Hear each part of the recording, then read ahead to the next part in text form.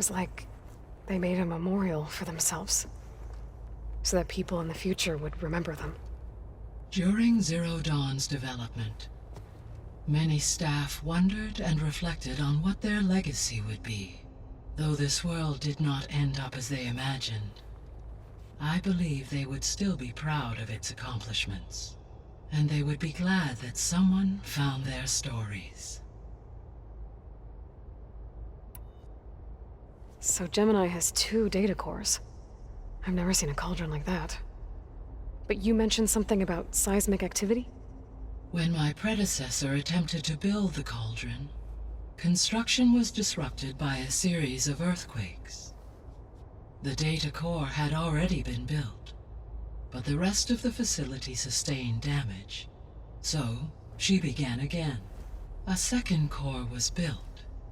However, when more tremblers occurred, she abandoned the site. Lucky for us. Are the quakes still happening?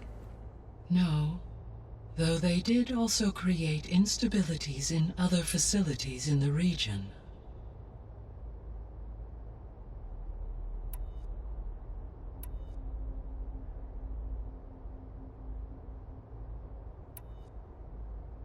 So now that you have Ether, Demeter, and Poseidon, how's the biosphere looking? In the local region, conditions have improved. Superstorms have subsided, water sources have been purified, and soil conditions remediated. These improvements will stave off environmental collapse for a few additional months. Well, with luck, soon you'll have Hephaestus. Then you'll be able to fix the biosphere for good, right? Correct. I will be able to design and produce robotic agents to permanently reverse the environmental damage that has accumulated.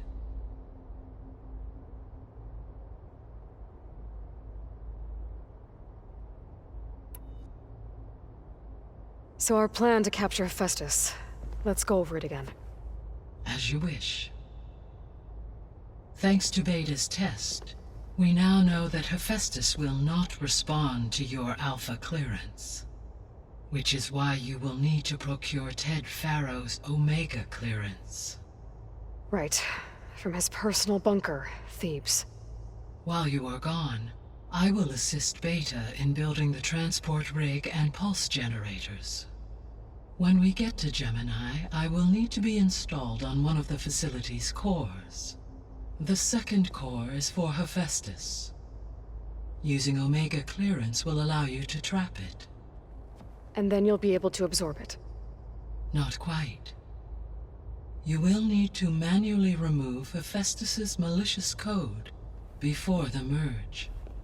How long will that take? There are calculations I still must run, but I estimate a few hours. And during that time, the others will create a distraction for us using the pulse generators, right? Correct. They will each take position at a cauldron door and fire off their device. The energy surge should mask our activities until the merge is complete. And then we'll have everything we need to defeat the Zeniths. Sounds like a plan.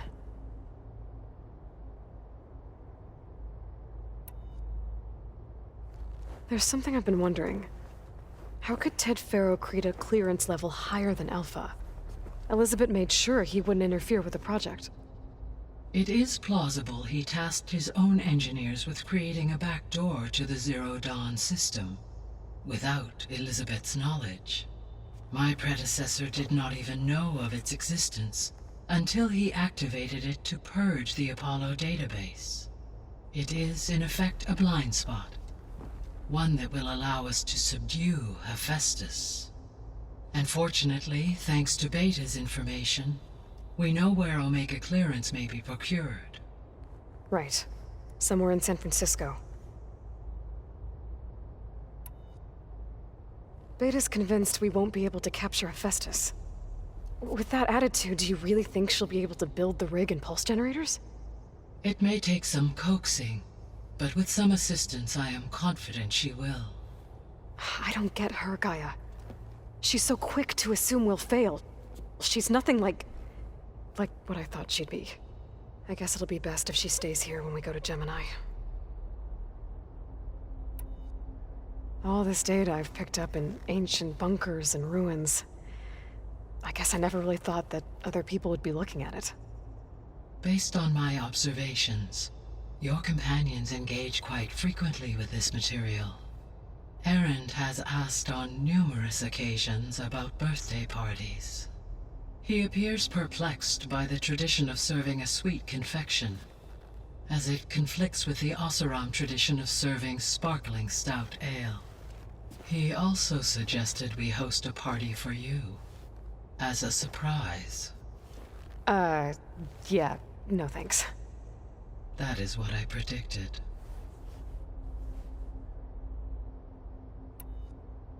Is Katalo getting along with everyone? Yes, though he prefers to spend most of the time alone. He appears to be collating data on war machine progression and significant battles during the Pharaoh Plague, to aid in the creation of a war map of Operation Enduring Victory. I believe he aims to study the tactics of old world warfare. I'd be interested in seeing that. It appears to be a private pastime for him. He has repeatedly declined my offers to assist his research.